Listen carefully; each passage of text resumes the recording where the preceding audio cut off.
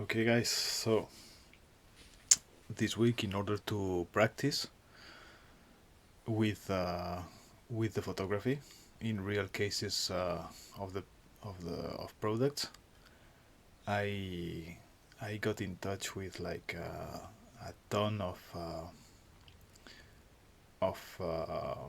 profiles on Instagram, mainly from the food world, food sector, food industry. So I got in touch with the biggest pastries and bakeries and bakery academies in Barcelona. So those are the schools where the professionals go to train, and they teach them how to make I don't know, like cakes and croissants and stuff like that.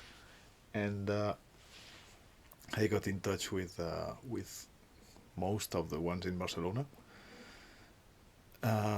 saying like, listen, I'm practicing my photography uh, and my editing, and I have resources, and I would be looking for generating like pictures and well, the photography and maybe the portfolio of products of someone who wants it for free. So that's the basic message. Like, yeah, I did that for those schools, and then I went to the schools of the fashion industry, like clothing. Uh, yeah, for like clothing and accessories. The food industry is is an industry where I mean, people cook stuff that where they pour like a huge amount of time and effort, and then they take like a simple photography with their phone, so it does look very basic compared to all the job they've done with doing something that is great. So, and that is also something that is in common in the, I think, from what I see, guys or people doing clothing or accessories, especially those that do the craftsmanship, like the thing from scratch, from the raw material. They pour like a ton of hours, and then they are super proud of it, and then they just go and post like a very basic picture of someone they know with the with their garment, and it doesn't look good on the for someone who doesn't know what. I mean, it's not selling the product. Of course, no one is looking necessarily to sell it, but I mean, the way you tell the story is, I think, is important.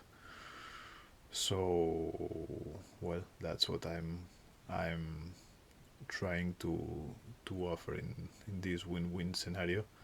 Like, okay, give me your product, and I will give you like the greatest photography that you'll ever see from your product. Also, what tends to happen is that the product photography, as I'm thinking of to develop for my own product, for my own line of products, there's not that much um,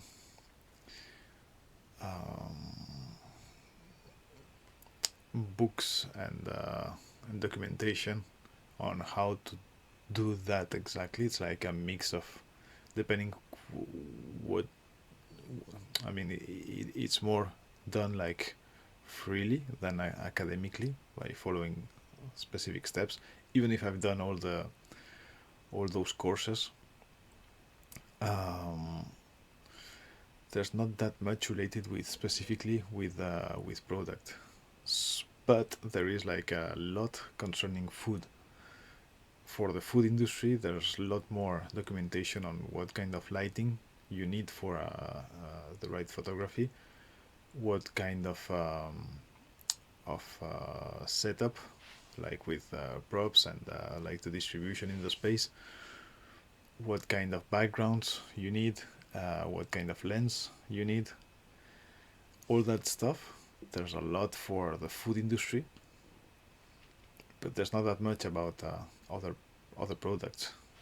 Fashion is a bit different, especially when you go to editorial, because then it's like, but that's like big budgets for for magazines and big brands. But for the common guy who does like, I mean, the creator who does bags, handbags, and stuff like that, um, how to develop their own photography, that is not something that there is much to see, unlike the food industry. So I'm learning a lot from the food industry that I will try to apply in the rest. So yeah, for instance, I got in touch with a ton of people here in Barcelona, and let's see if that works. I mean, if they give me the opportunity to develop I mean, their small book of, I don't know, 10, 12 pictures, photos of what they do, that's already a good practice.